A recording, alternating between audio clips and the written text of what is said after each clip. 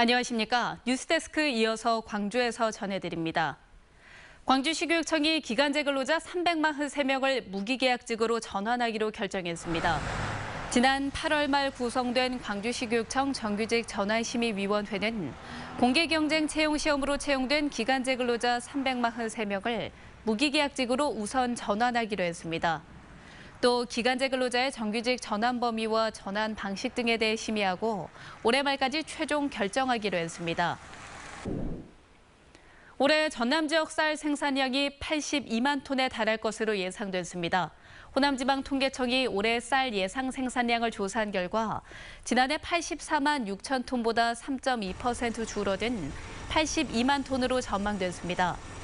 올해 10헥타르당 생산량은 508kg으로 예상돼 지난해 510kg보다 0.4% 감소할 것으로 예측됐습니다. 10헥타르당 생산량이 감소한 것은 이항기, 가뭄, 출수, 개화기 등의 잦은 강수 등 기상 영향으로 나달수가 줄었기 때문으로 풀이됐습니다. 광주 환경운동연합이 도시개발 행정의 공공성을 확보하기 위해서 도시공원과 도시계획, 건축, 경관, 교통심의위원회 등 5곳에 대해 감사를 청구했습니다. 환경연은 이들 위원회가 공개모집 원칙과 규정을 위반하거나 소수위원에게 권한을 집중시킨 의혹이 있다며 감사해달라고 요구했습니다. 또 이번 감사를 통해 위원회 운영에 대한 잘못된 관행과 자의적 운영 실태를 조사해 도시개발 행정의 공공성을 확보해달라고 주장했습니다. 광주시가 입원 환자 폭행 의혹 등으로 물의를 빚은 시립정신병원과 제1요양병원을 운영할 새로운 민간 위탁자 선정에 나섰습니다. 광주시에 따르면 시립정신병원과 제1요양병원에 대한 민간 위탁 동의안이 최근 시의회에 제출됐는데 다음 달 새 위탁자를 선정한 뒤 연말 안에 인수인계 절차를 마무리할 계획입니다. 이들 정신병원 등은 정신장애와 치매노인 등에 대한 진료와 치료, 임상 및 역학조사, 그리고 치매에 대한 교육 등을 맡고 있습니다. 미래 과학기술에 대해 논의하는 아데코 한도 공동학술대회가 과학자와 학자, 기업인 등 500여 명이 참석한 가운데 김대중 컨벤션 센터에서 개막됐습니다.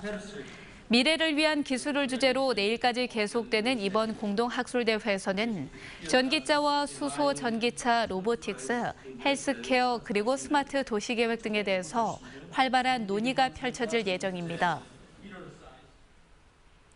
6월 민중항쟁 30주년 광주전남행사위원회는 민중항쟁 30주년을 기념하는 기념표석 제막식을 광주 향교 앞에서 가졌습니다. 광주 향교 앞은 지난 1987년 전두환 독재 정권의 4.13 후원 조치에 맞섰던 시위대들의 집결지이자 최후의 저항선이었습니다. 5.18 기념재단이 수상하는 올해 5.18 언론상을 받은 광주 MBC 취재팀이 상금을 80년대 광주의 진실을 알리고 산화한 고 황보영국 유족에게 전달했습니다. 80년 5.18 당시 발포 명령자를 찾는 5.18 37주년 특집 다큐 그의 이름은 취재팀은 5.18 언론상을 수상해 받은 상금 전액을 부산을 방문해 민주열사 고 황보영국 유족에게 전달했습니다. 당시 노동자였던 황보영국 열사는 지난 1987년 부산에서 광주 학살의 책임자인 전두환 대통령 퇴진을 요구하며 분신해 숨졌습니다.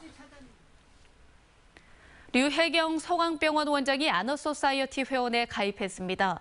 류 원장은 오늘 광주사회복지 공동모금회 대회의실에서 1억 원을 기부하기로 약정해 광주에서는 65번째 아너소사이어티 회원에 부부로는 10번째 아너소사이어티 회원에 가입했습니다.